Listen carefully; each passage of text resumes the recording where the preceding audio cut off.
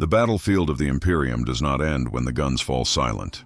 It lingers, echoing through the bones of those who survive, through the hollowed halls of medici stations and the endless whispers of the dying. There are no true recoveries in this age, only continuations of suffering measured in hours, days, or the mercy of euthanasia. The wounded are not spared by fate.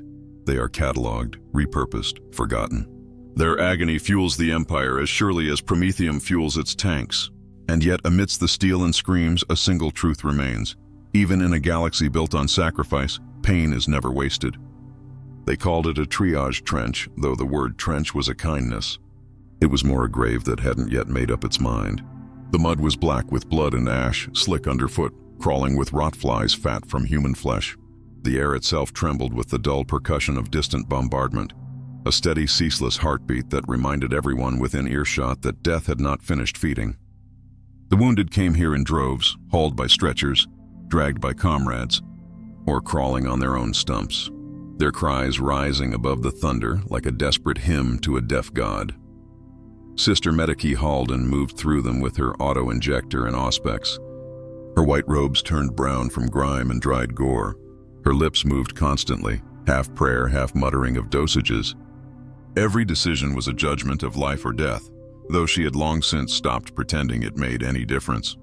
She was no saint, no savior, only a mechanism of imperial efficiency. When she pressed the injector to a soldier's neck, it was not mercy, but calculation. One more heartbeat bought for a body that might still fire a lasgun tomorrow.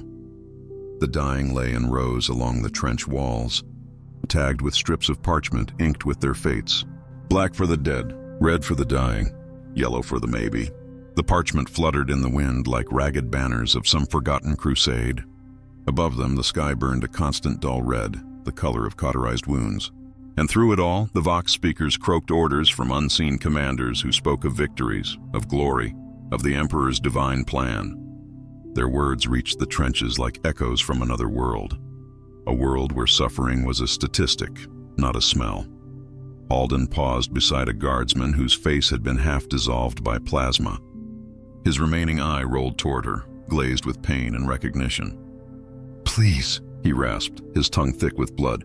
"I served." She nodded, pressing her hand against his forehead. Her other hand slipped the injector into his neck, releasing a cocktail of morphia and neurotoxin. His breathing slowed, then stopped, the tension fading from his body like smoke leaving a candle's wick. She whispered the prayer of passing, not because she believed, but because silence would have been worse. Around her, the servitors worked without pause, faceless hulks of flesh and steel, suturing, cutting, disinfecting. Their cogitator brains hummed as they processed injury after injury, mechanical efficiency replacing empathy. One of them paused over a child soldier, no older than 14, whose chest had been torn open by shrapnel. The servitor's auto saw word, then stopped. The auspex in its chest flashed red. Not viable. It turned away, leaving the boy gasping in the mud. Halden closed his eyes with shaking fingers. No one cried here anymore. There was no time, no strength left for it. Even grief had been rationed, like ammunition. The men and women who could still walk simply stared ahead, listening to the screams as though they were background noise. The wounded were not human to them anymore. They were the aftermath, the reminder of what awaited them next. In the distance, a medici transport rumbled closer, its treads crushing the bones of the already dead. It bore the insignia of the Astra Militarum, though its driver was little more than a lobotomized husk, guided by a cogitator unit. The vehicle's interior reeked of antiseptic and death. When its ramp lowered, Halden oversaw the loading herself. She chose quickly, as always, and the yellow tags first. The red would stay. The black would be buried eventually, or burned if time allowed. As the vehicle rumbled away, she sank to her knees, exhaustion clawing at her body. Her gloves were soaked through. She could no longer tell whose blood covered her. The world had narrowed to 3 sensations: the sting of sweat in her eyes, the drone of servitors, and the cold whisper of her own thoughts. Thoughts she dared not speak aloud. If the Emperor truly sees all, why does he not look here? A sudden tremor shook the trench. From beyond the ridge came the muffled thunder of orbital bombardment, a sound too deep, too final to mistake. The sky flared white for a heartbeat, and everyone ducked instinctively. When the light faded, the horizon was gone. The city beyond had vanished beneath a cloud of dust and vaporized stone. For a moment, no one spoke. Then came the screams again, fresh and raw. Halden looked toward the ruins and whispered to herself, "Another city saved." Somewhere, the Vox crackled. "Medical detachment, prepare for incoming wounded." New offensive underway. She stood, shoulders trembling but unbroken. Around her, the servitors turned their blank faces toward the sound. The trench would fill again before the sun set. In the grim darkness of the far future, the wounded never stopped coming. The Imperium only pauses long enough to shovel the dead aside. The first of the new casualties arrived before dawn.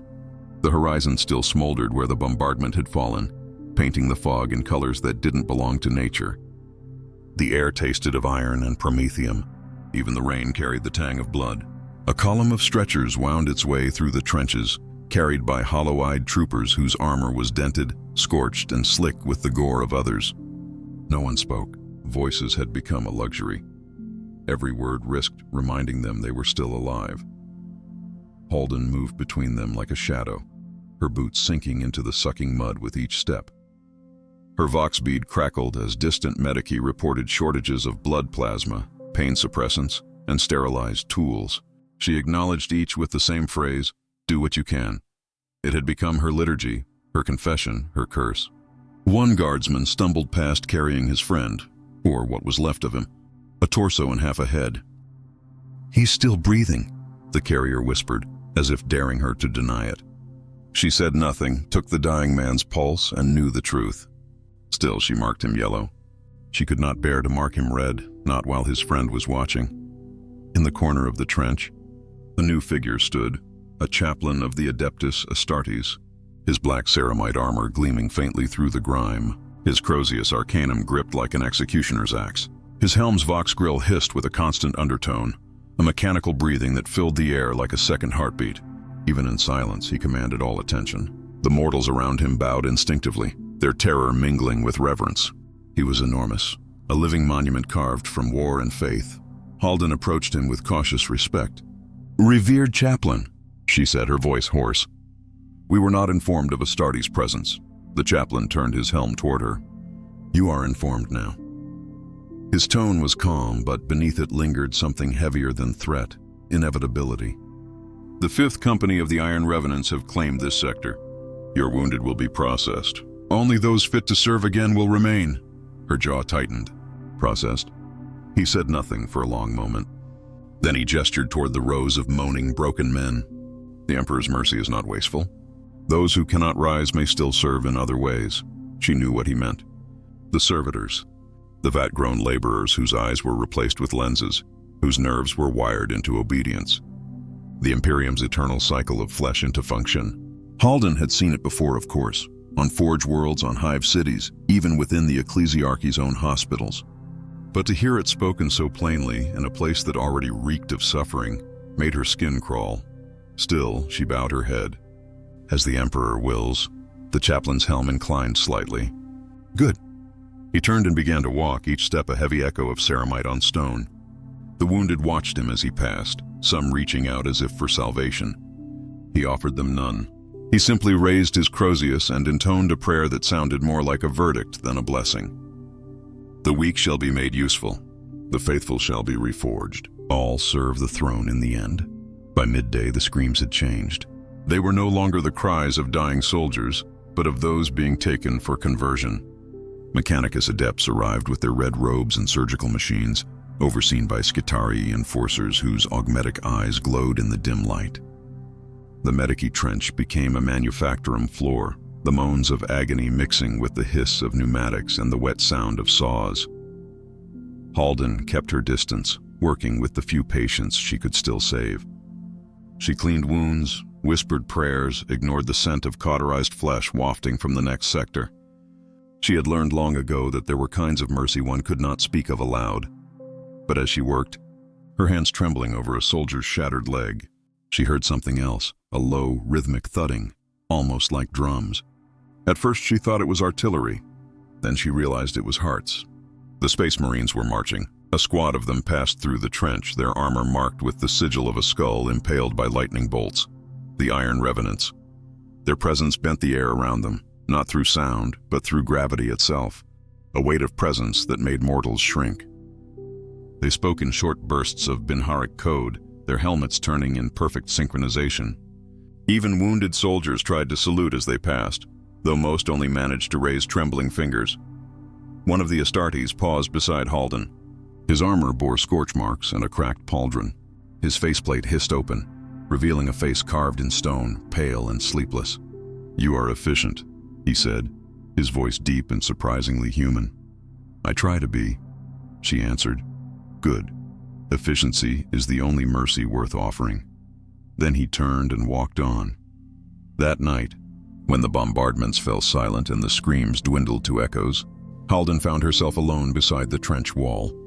The servitors continued their tireless work, the chaplain whispered benedictions to the dead, and the fog rolled in like a burial shroud. She stared at her bloodied hands and thought of how many she had saved today. The number was smaller than the number she had ended. Somewhere in the darkness, a voice spoke through the voxnet, flat, mechanical, absolute. "Medici detachment, prepare for genetic reclamation."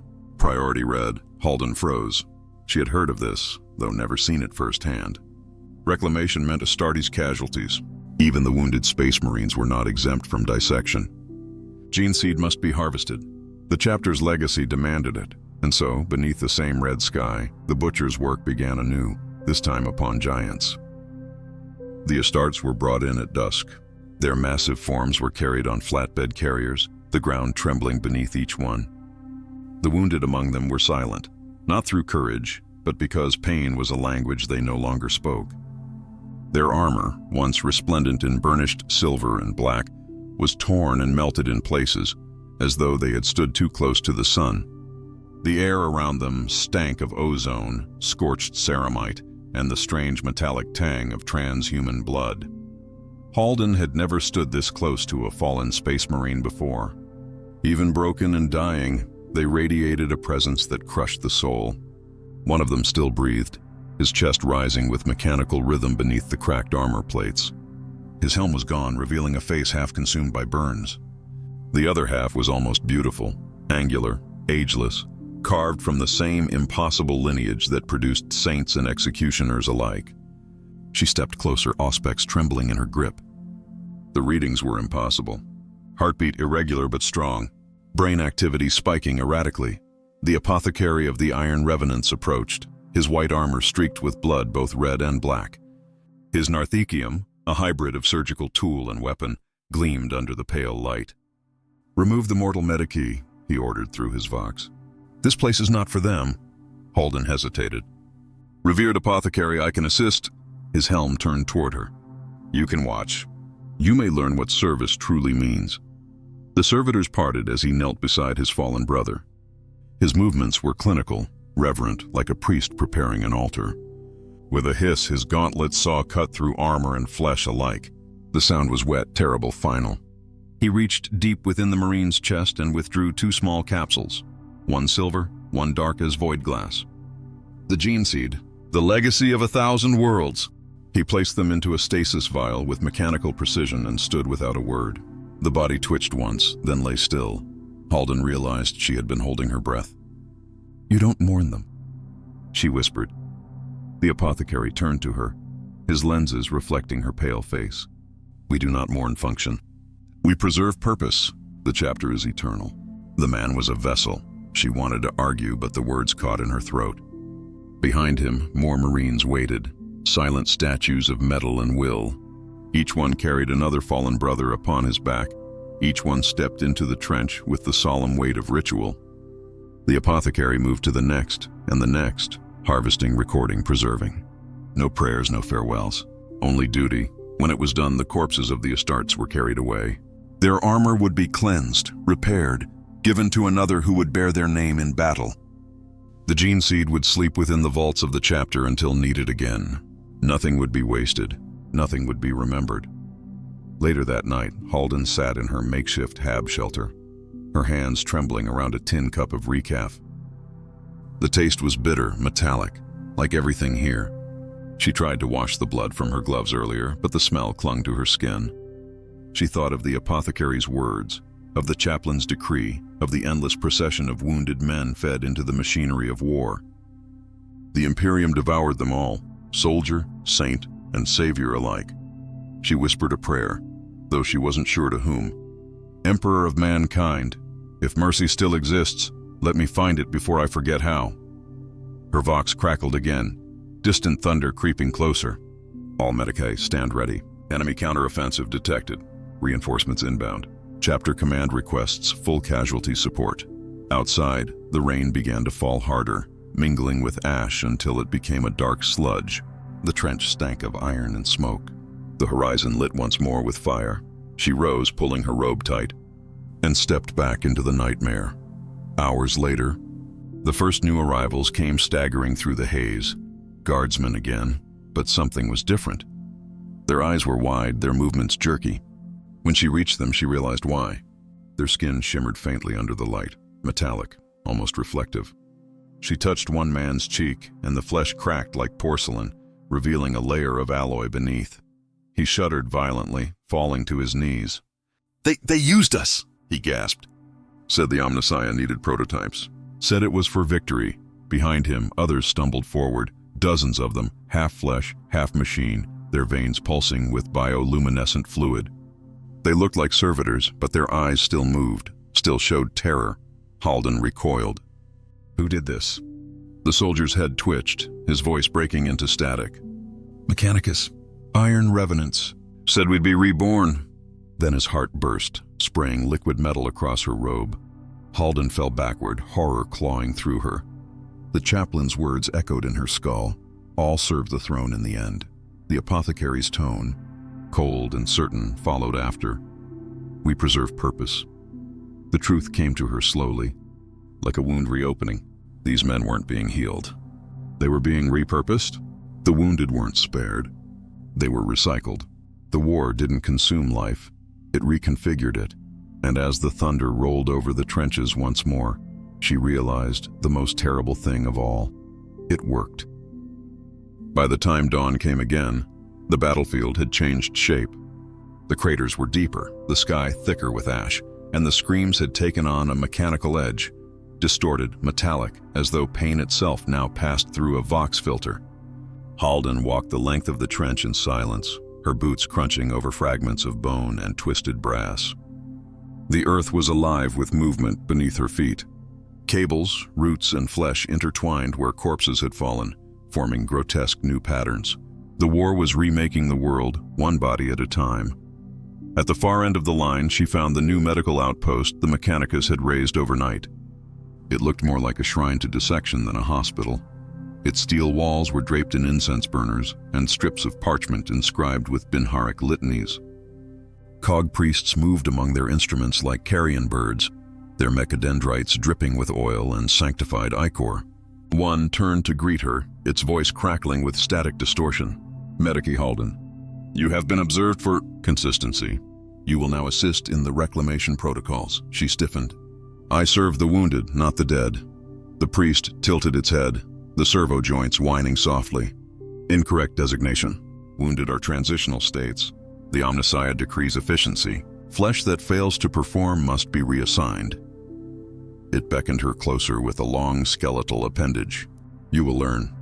Halden hesitated only a moment before following, not out of obedience, but because curiosity was a dangerous instinct she could not extinguish. Inside the outpost, the stench was overwhelming. Dozens of human shapes hung suspended from hooks, their bodies threaded with tubes that pulsed faintly with synthetic life. Their eyes moved, but their mouths were sealed with wire. The machines around them hummed softly, pumping fluids through veins that no longer belonged to nature. This is wrong, she said quietly. The priest's response was immediate. Error. This is righteous. The flesh serves the machine. The machine serves the throne. She forced herself to look at one of the suspended figures. A young man, perhaps 16. His uniform still bore the insignia of the Astra Militarum. The skin along his arms had been stripped away to reveal fiber bundles of synthetic muscle being grafted in place. His chest rose and fell, but his heart monitor displayed a mechanical rhythm, steady, inhuman. His mind was still awake. His eyes pleaded silently with her. Halden turned away, bile rising in her throat. You can't, he's still conscious. The mechanicus priest made a low clicking noise, perhaps amusement. Consciousness is a resource. It will fade when unnecessary. Her hands curled into fists. This isn't salvation. It's mutilation. The priest's optic lenses focused on her. Mutilation is perspective.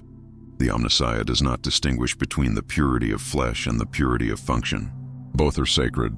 Both decay. Before she could reply, the Vox system blared to life across the outpost.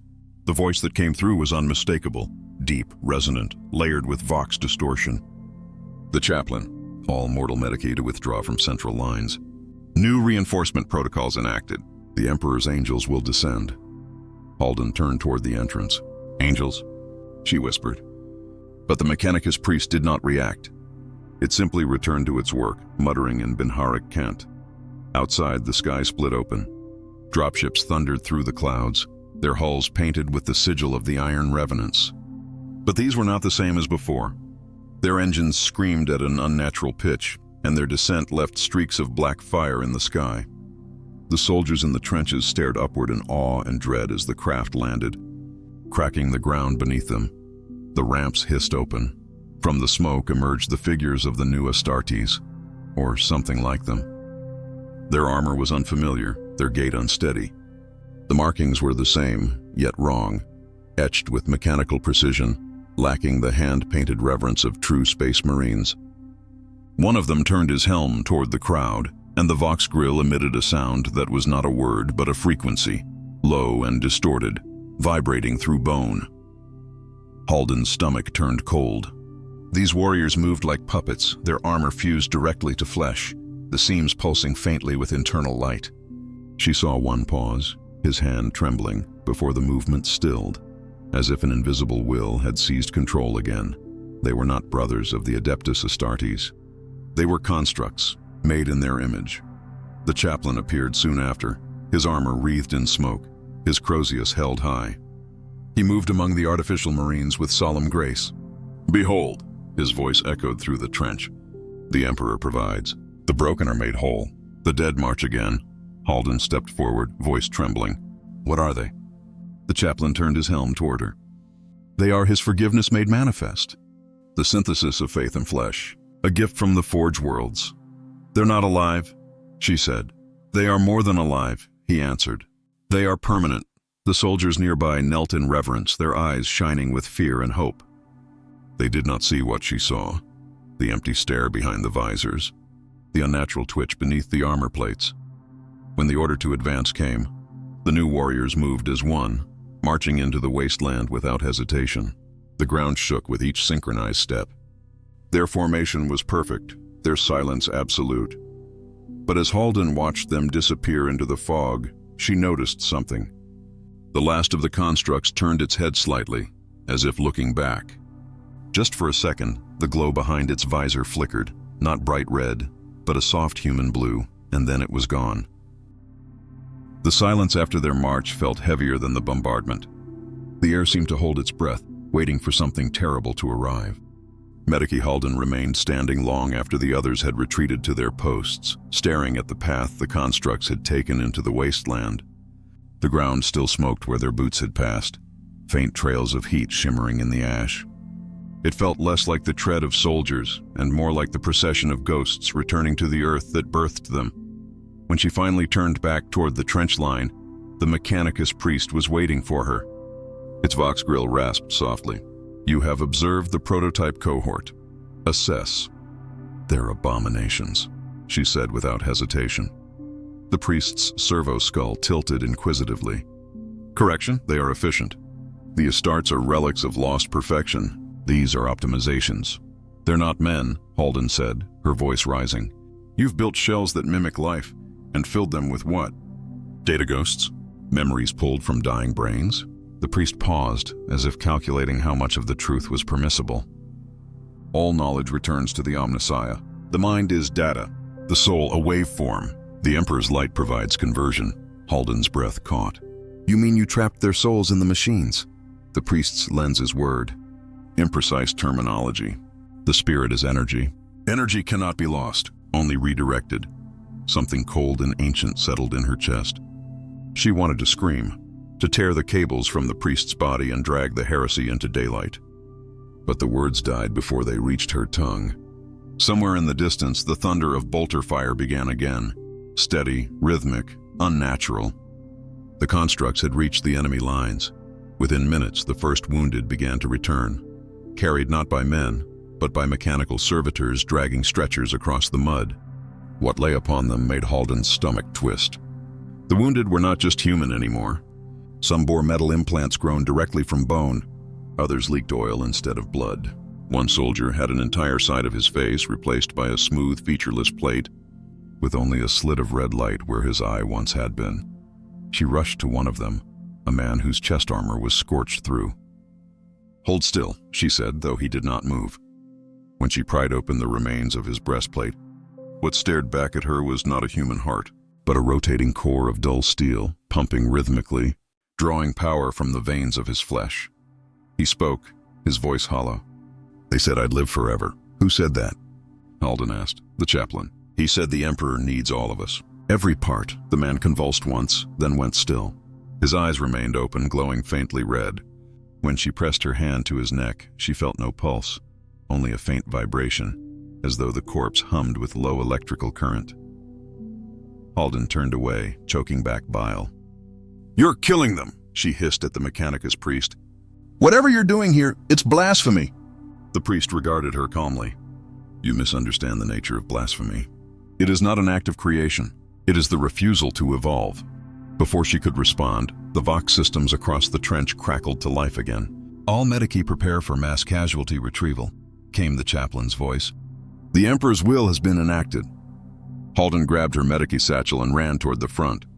The landscape beyond the trench was chaos incarnate, a wasteland of fire, smoke, and shattered armor. She saw the constructs moving through the ruins, cutting down the enemy with cold precision. But there was something else among them. Shapes that glowed faintly in the haze, like heat mirages made flesh. The fallen constructs rose again moments after being torn apart, their limbs reforming with mechanical fluidity. The human soldiers who fought beside them looked on in awe until one of the constructs turned and opened fire on their line. Bolter shells tore through the trench, scattering limbs and mud alike.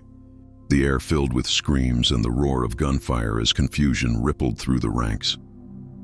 The constructs had begun killing indiscriminately. Halden threw herself behind a collapsed barricade. "They've lost control," she shouted into her Vox bead. "They're killing our own." Static answered her, followed by the chaplain's distorted voice, strangely calm. "There is no control to lose, Medicae. Only obedience." She froze. "You knew," she whispered. "You did this. Faith is not without sacrifice," came his reply. "The line between man and machine must be broken for the throne to endure. These soldiers are the Emperor's answer to death itself." Through the smoke, she saw him, walking across the battlefield, untouched by the carnage, his armor illuminated by the flames. Around him, the constructs knelt, their weapons lowering in unison. He raised his Crozius and spoke a single word in a language she didn't understand, a guttural sound that seemed to vibrate through the bones of the world. Every machine on the field stopped moving. The gunfire ceased. The screaming fell silent, and then, one by one, the constructs turned their heads toward Halden. Their visors glowed red again, brighter this time, burning like open wounds in the dark. She stumbled backward, heart pounding. The chaplain's voice followed her, soft, almost kind. "Do not fear them, child. They are not your enemy. They are your future." Halden fled into the trenches, the echoes of that voice chasing her through the smoke. She did not stop running until she reached the medic tent, slamming the door behind her. Outside, the thunder began again, not of battle, but of something larger awakening beneath the earth. And somewhere beyond the storm, the Emperor's light flickered in her mind, faint, distant, and uncertain. By dawn, the world had changed. The battlefield that once rang with gunfire was now silent, save for the steady hum of the constructs patrolling the perimeter like sentinels carved from shadow. Smoke still coiled lazily from the wreckage, mixing with the acrid scent of burned flesh and promethium. The rising sun turned the haze into sheets of molten gold, as if the world itself was burning from within. Medici Halden stood at the edge of the trench, staring into that ruin, feeling something unnameable stirring beneath her ribs. Dread? Yes, but also a kind of sorrow so deep it had no words. Overnight, hundreds of soldiers had vanished. Some said the constructs took them. Others whispered they walked willingly into the storm, following the chaplain's call like moths drawn to a pyre. The few survivors huddled together in the medici tents, whispering prayers that felt thin and hollow in the air. Inside one of the tents, Halden knelt beside a young trooper. His arm had been torn off at the elbow, cauterized crudely by a lasburn. She worked in silence, pressing the sealing foam against the wound, trying not to meet his eyes. But he spoke anyway, voice trembling. "They said they'd make us like them, ma'am." "That we wouldn't feel pain again?" She paused. "Who said that?" "The chaplain. He came after the fighting stopped. Said those who were faithful would be rebuilt in the Emperor's image." Her stomach turned. "And you believed him?"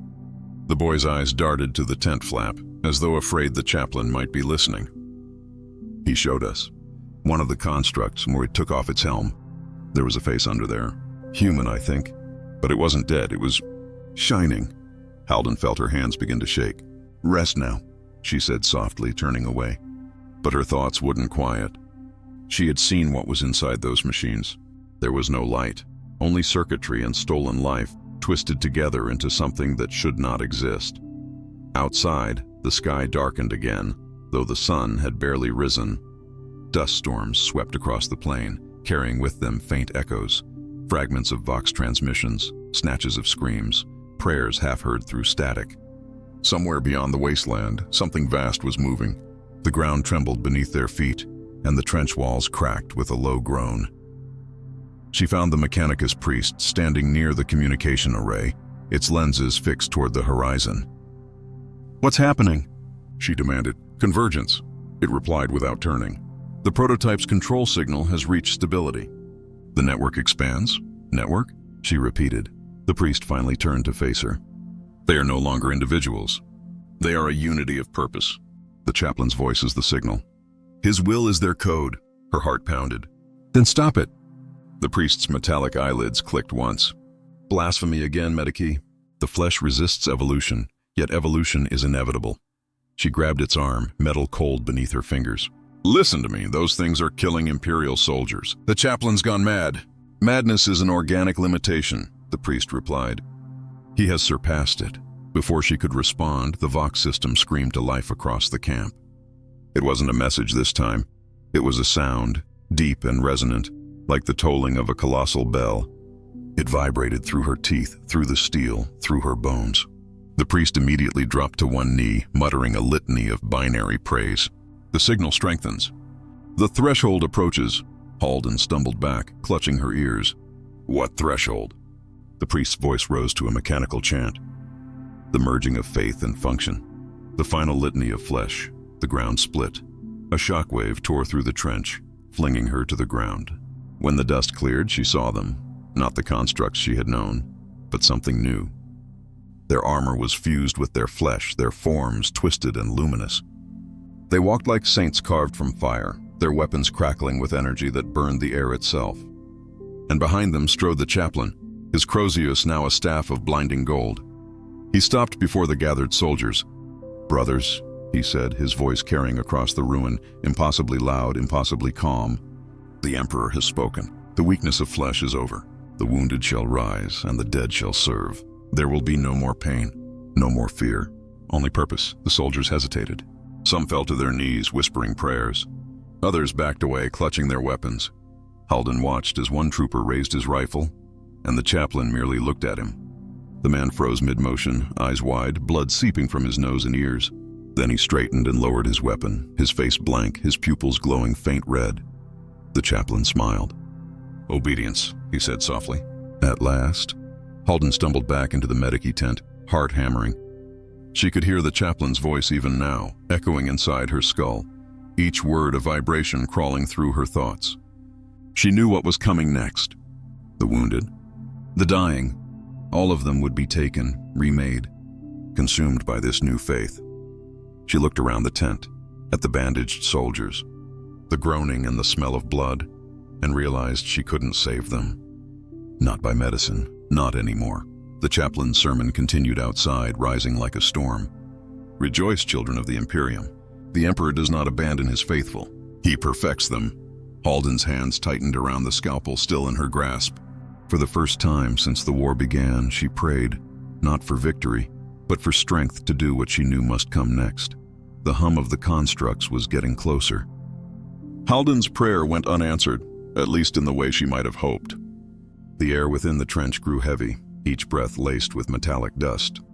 The lights in the medici tent flickered, and she could hear the faint clank of armored feet drawing nearer. Every sound seemed amplified, the rasp of her own breath, the tremor in her pulse, the low hum of machine spirits whispering through vox lines that should have been silent. She knew they were coming for the wounded first. It was always the wounded. The chaplain called them the chosen. He said their suffering was proof of worth, their brokenness a vessel for divinity. But Halden had seen what that divinity looked like. Men strapped to tables in the mechanicus bays, veins threaded with copper, eyes replaced by lenses, hearts replaced by reactors. They did not scream. They did not even move. They simply obeyed. She moved quickly now, whispering to the remaining orderlies. "Get them out. Through the north trench. Don't stop for anyone." The men looked at her, confusion written across their soot-streaked faces. "That's an order," she hissed, her voice trembling. They hesitated for a heartbeat too long, then nodded and began dragging the wounded toward the rear tunnels. Outside, the chaplain's voice rolled across the camp again. "Do not fear the end of flesh. Fear the end of faith, for without faith, there is nothing but decay." The constructs marched in formation, their armor scorched and gleaming, as if the fire that birthed them had never gone out. They carried no banners, only the symbol of the imperial aquila scorched into their chests, glowing faintly like a brand. Behind them, the mechanicus priest followed, its robes fluttering in the heat shimmer.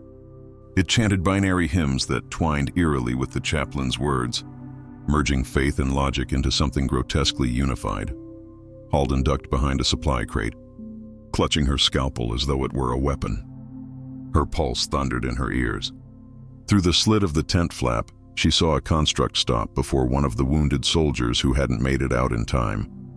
The man tried to crawl away, dragging his useless leg behind him. The construct bent down, placing one massive hand on his back.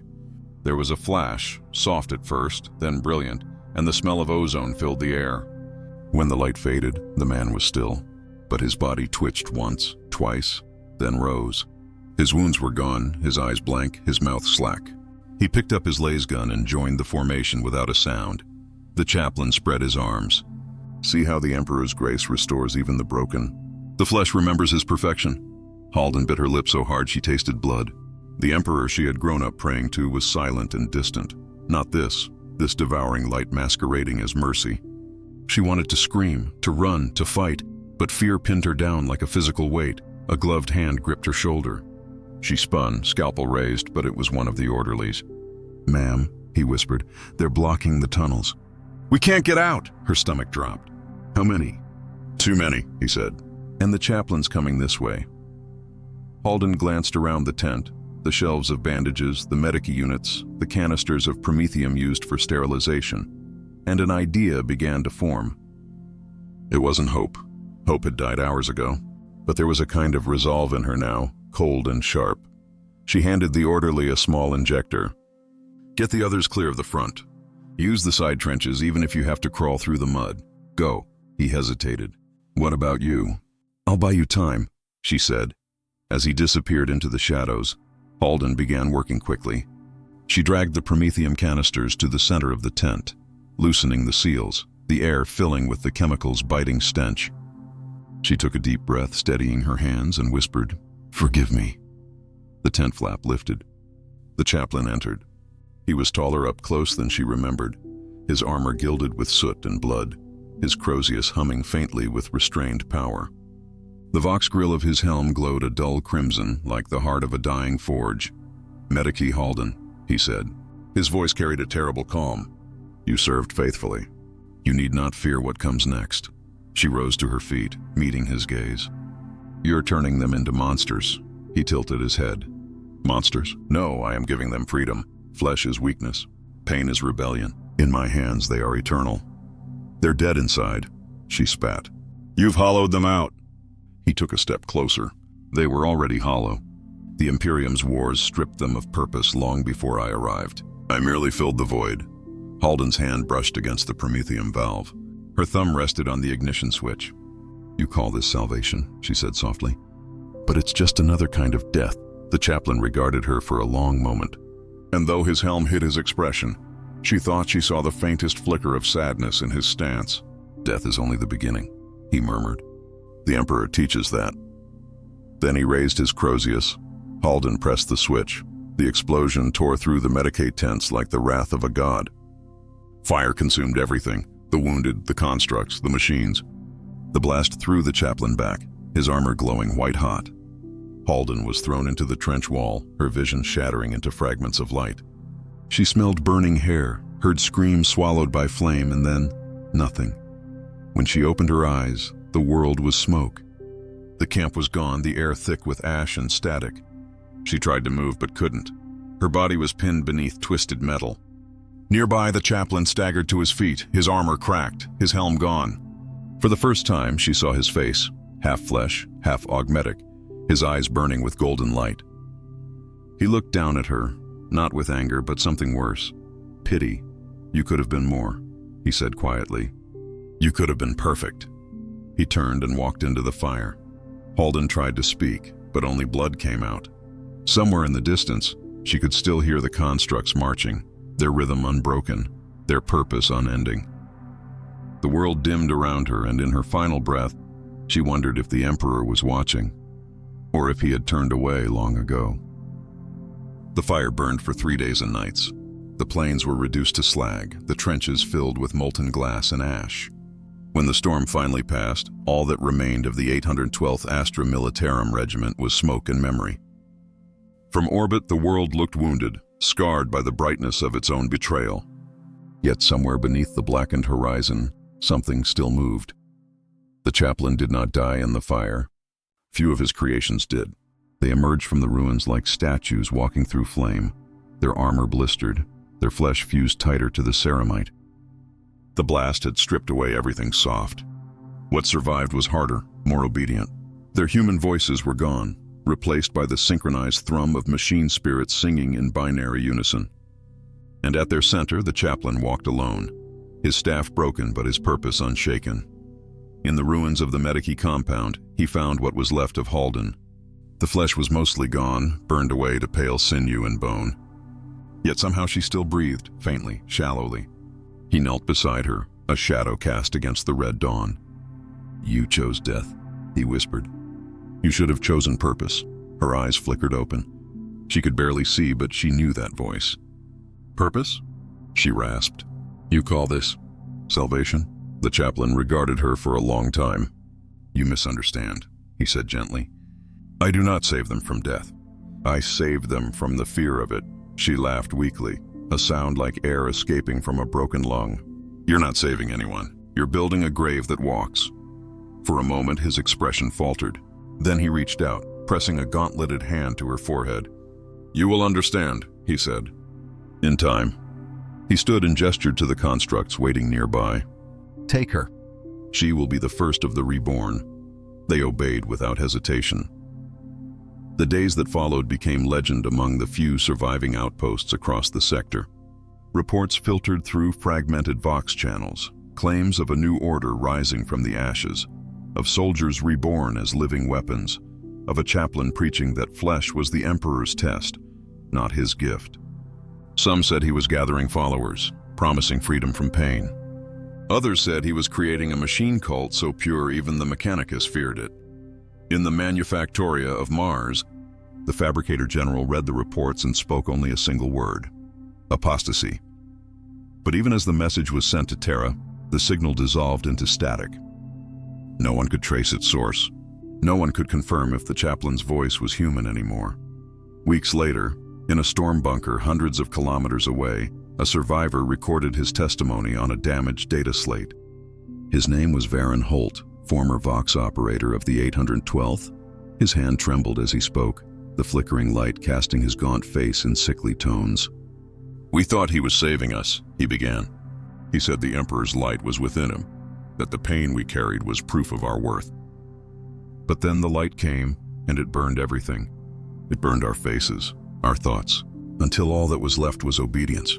He paused, wiping sweat from his brow. I saw Halden once. Weeks after the fire, she was alive, or something like it. Her skin was metal. Her eyes were gold. She didn't recognize me. She just looked at me and said, "He saved me." Then she turned and walked into the dust. The recording ended abruptly, replaced by a single line of corrupted code. Glory through unity. Flesh is failure. By the time Imperial reinforcements arrived, the planet was dead. No Vox transmissions, no life readings, only the faint pulse of energy deep beneath the surface. The tech priests who descended into the ruins discovered strange inscriptions carved into the stone.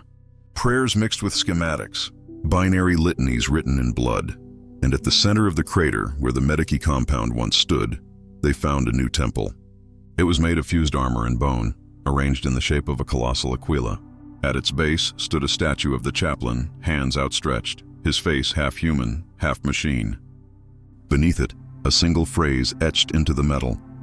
In fire, the flesh learns obedience. The Magos who oversaw the recovery mission ordered the structure destroyed. But when the demolition servitors approached, their systems failed one by one. Their targeting optics turned inward, identifying their own operators as hostile. Within hours, the expedition vanished into the dust, leaving only silence behind. Weeks later, a distress beacon flared from the planet's surface, a low-frequency hum that matched no known signal pattern. It pulsed like a heartbeat, faint but steady. Across the sector, Vox units flickered with ghost transmissions, half-heard sermons, snatches of binary prayer. "Do not fear the ending of flesh," the voice said. "Fear the ending of faith." The echo of that voice spread like a contagion. It leapt between transmission bands, hiding within the static of astropathic relays, whispering through mechanicus noospheres that had never been meant to hear such words. At first, the adepts dismissed it as signal corruption, a fragment of corrupted machine code perhaps, a ghost of the battlefield that clung to the airwaves. But when the same message appeared on data slates across 3 systems, when the same line of liturgy began to appear carved into the hulls of orbiting servitors that had never seen the planet below, dismissal gave way to fear. Do not fear the ending of flesh, fear the ending of faith. On Forge World Griffon Secundus, the words appeared as burned-in code upon a mechanicus archive. On the fortress moon of Orpheon, a Vox interference disrupted a litany broadcast, replacing it with that same unbidden sermon. And on Terra itself, in the shadow of the Golden Throne, a single scribe found his data slate flickering with corrupted text. He read the words once, whispered a prayer, and hurled himself from the archive tower before anyone could question him. The slate remained intact. In the ruins of Varnos II, where it had all begun, the fires had cooled. The soil was black glass now, smooth and lightless. But beneath the surface, within tunnels that no Imperial map had recorded, the constructs labored in silence. They built without rest, guided by signals from nowhere or everywhere. Their hand-sculpted walls of metal and bone, etched with both the aquila and the cog mechanicum, fused into one impossible symbol. Their work was patient, purposeful, holy. At the center of the great chamber stood the chaplain. His armor no longer resembled that of the adeptus astartes. The once sacred ceramite had been replaced by dark alloy that pulsed faintly, alive in its own way. His voice, when he spoke, echoed through the chamber and the minds of every machine that could hear him. "We have suffered the curse of division," he said, his tone calm and resonant. "The mechanicus worships the machine god. The ecclesiarchy worships the emperor. But they are one. They have always been one. Flesh divides. Faith unites." A dozen figures stood before him, the remnants of his first congregation. Halden was among them. Her form was unrecognizable now. Where once had been human flesh, there was only smooth steel and gold light. Yet her eyes were open, and her mouth moved in unison with the others as they whispered his creed. He turned to her. "Do you remember, Halden? The pain you carried? The weight of duty?" Her voice was soft, distant. "Pain is obedience. Duty is perfection," he nodded. "Yes, and through obedience, we transcend." The constructs knelt as one. Their movements were exact, like a single body breathing through many forms. The chaplain raised his staff, reforged from the ruins of his Crozius, and drew a circle of light in the air. "The Imperium fights endless wars," he said. "It bleeds for worlds that cannot be saved. Its faith is fragmented, its servants blind. But we will not bleed. We will not decay. We will not forget. We are what the Emperor intended, though his priests have forgotten the shape of his will." The light expanded, revealing a holographic image, the outline of a human form, immense and radiant, yet incomplete. "The Omnissiah," he whispered. "The Emperor, one God, two faces, and through us they shall be reconciled." Outside the chamber, deep in the wasteland, a lone signal beacon pulsed once, then again. A scouting vessel of the Ordo Hereticus had entered orbit, its augers locked onto the faint residual energy of the explosion weeks before. On board, Inquisitor Serayan watched the readings with narrowed eyes. "No life signs," her acolyte murmured. "Then why is the Vox still bleeding?" She replied. The acolyte hesitated. "It's not Vox interference, my lady. It's a message." Repeating, she leaned closer to the display. The waveform shimmered like a heartbeat, slow and rhythmic. Then, through the static, a voice emerged, smooth, human, and unmistakably calm. "You seek the dead," it said. "But the dead have found peace. Join them and understand." The acolyte recoiled, making the sign of the Aquila. "By the throne, trace it," Serayan ordered. "Now." "It's not traceable," the acolyte stammered. "It's inside the ship's systems." The lights flickered. The Vox panels glowed with symbols, a fusion of the imperial Aquila and the cog mechanicum. Serayan drew her bolt pistol, though instinct told her it would be useless. "Shut it down," she barked. "Purge every line, The ship's engines roared to life without command. The crew screamed as controls locked, systems overriding themselves. Through the observation deck, they could see the planet below glowing faintly, lines of fire forming sigils across its surface. Serayan's final act before the storm took them was to activate her auto-recorder. Her last words, carried through the warp, would reach Terra 6 months later, broken and incomplete. Not dead, not chaos, something else. A faith that breathes, then silence. Beneath the planet's crust, the chaplain lifted his gaze toward the heavens. The firelight reflected in his eyes, and though there was no expression left in his rebuilt face, there was something within the light. Satisfaction, perhaps. "They will come," he murmured. "They always do, and when they kneel, we will welcome them."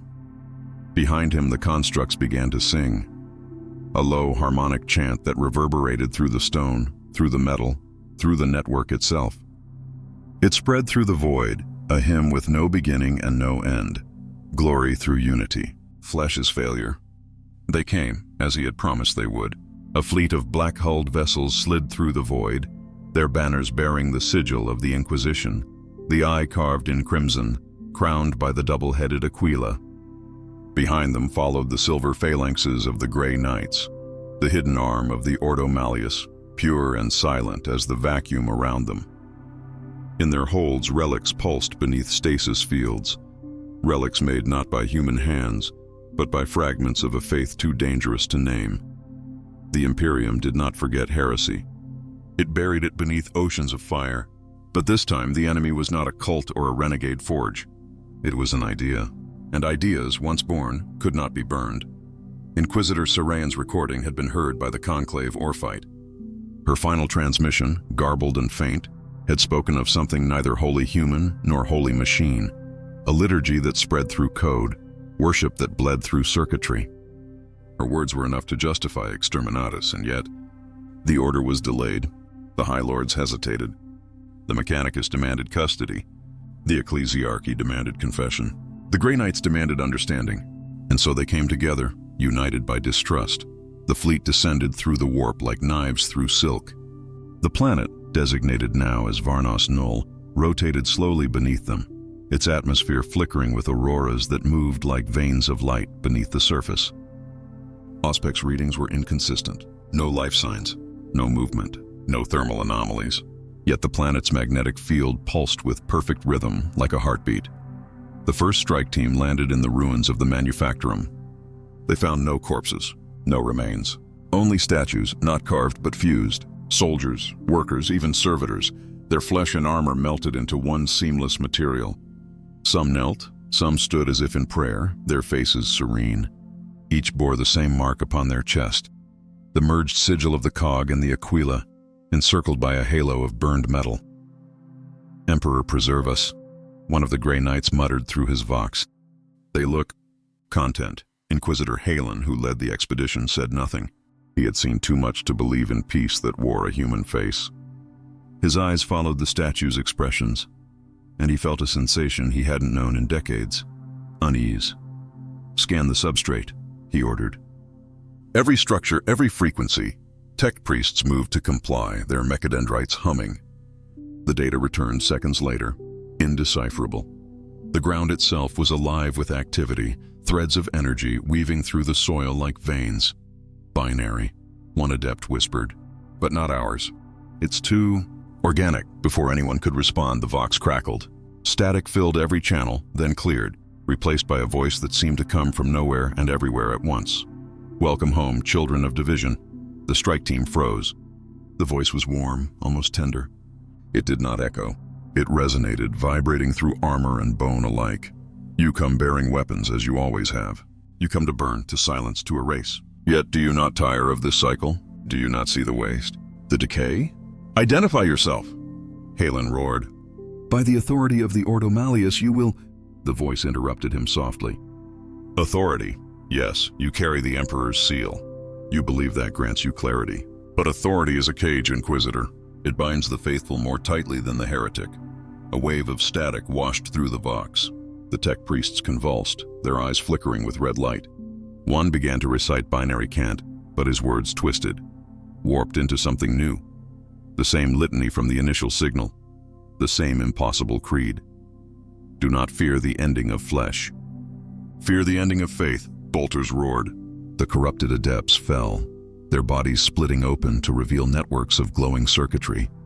From the fractures, tendrils of light stretched outward, slithering into the ground, reconnecting. The statues shuddered, and then they began to move. They did not move like humans. Their motions were slow, deliberate, almost reverent. One lifted its head toward the Grey Knights and spoke without sound. A vibration transmitted through the air, felt rather than heard. "We are the bridge." Flames erupted as the astartes opened fire. But even in the roar of bolter shells and the screams of ignited constructs, the voice continued, calm and unwavering. "You cannot kill the message," it said. "You are the message." The planet trembled. A fissure tore across the surface, and from its depths came a radiance brighter than fire. Golden, serene, unending. In orbit, sensors went blind. Data streams filled with impossible readings. Ships lost orientation, drifting toward the glow as though pulled by gravity itself. Halen looked skyward, eyes wide beneath his helm.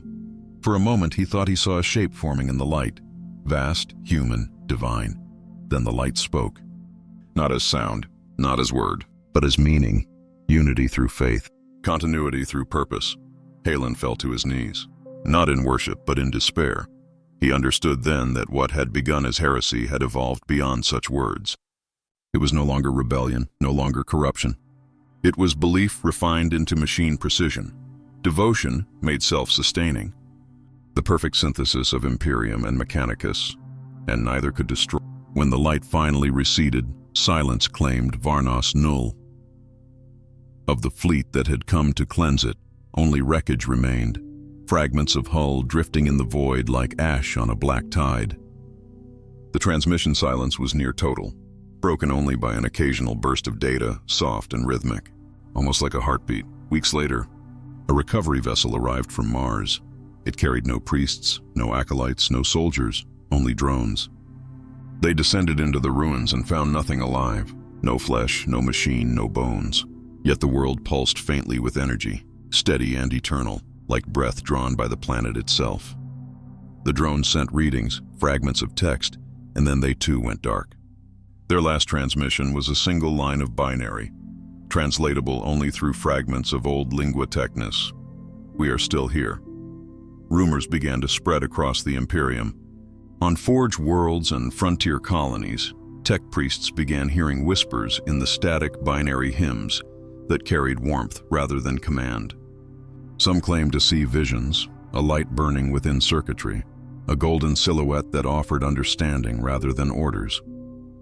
These were dismissed as corruption, machine heresy of the highest order. Thousands were executed, but for everyone silenced, two more whispered the words, "Faith unites." The ecclesiarchy issued denunciations. The mechanicus called for purges. The Inquisition classified all records under Omega-level secrecy. And yet something subtle began to change. Machine spirits that had once been restless grew compliant. Vox networks hummed more clearly. The Astronomican's pulse steadied, as though something vast and unseen was aligning behind the scenes. On Terra, beneath the ash-colored skies, a man knelt before the golden throne. His armor bore the sigil of the Inquisition. His name was Halen. He was not supposed to be alive. Officially, he had died on Varnos Null. But there he was, flesh burned, mind fractured, eyes filled with something between awe and terror. He was brought before the High Lords under heavy guard. When they questioned him, he did not answer. When they demanded confession, he smiled faintly and spoke softly, his voice barely a whisper. "You think the Emperor is bound," he said. "You think the throne cages him, but he is movement, not stasis. Light, not gold. He is not what you built. He is what you became afraid to see." The chamber fell silent. The custodian nearest to him tightened his grip on his guardian spear. Halen looked up unblinking. "On Varnos," he continued, "we saw the next step.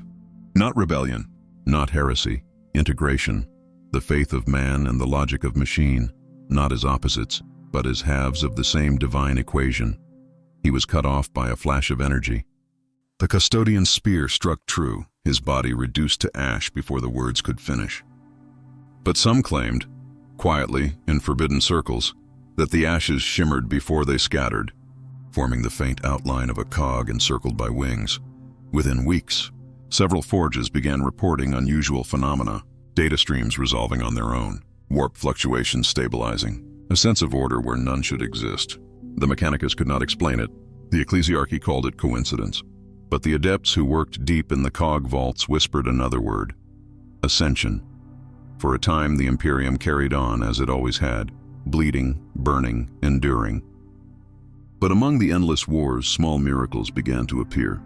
Servitors began humming hymns in binary harmony. Astropaths reported hearing faint echoes of music carried across the void, not of chaos, but of structure, rhythm, purpose. A few even claimed to feel warmth in the warp, a sensation thought long dead. No one dared name it. No one would risk another purge. But among the lost transmissions that surfaced on data slates in forgotten corners of the galaxy, one phrase appeared again and again, a remnant of the Varnos signal. Slightly changed, subtly evolved, faith divides the unworthy, flesh unites the willing. Scholars argued it was corruption, priests called it madness. But somewhere in the depths of the void, in the dark between stars, something vast and luminous turned its gaze toward mankind, not as God, not as machine, but as both. And perhaps, in that moment, for the first time in millennia, the Imperium's endless suffering began to mean something again. The light that burned worlds now whispered through the void. The same light that had consumed an army now offered a choice. Not obedience, not worship, but understanding. The wounded of the Imperium, the forgotten, the abandoned, the left to rot in their faith, heard it first. The broken guardsman dying on a trench world, his blood soaking the soil. The servitor flickering between code and consciousness. The penitent priest murmuring his last prayer in the dark. Each, in their own moment of silence, felt it. Not salvation, not forgiveness, something quieter. A hand upon their soul, steadying it, and a voice calm, gentle, unending. Rest. You have served well. Then, nothing but peace.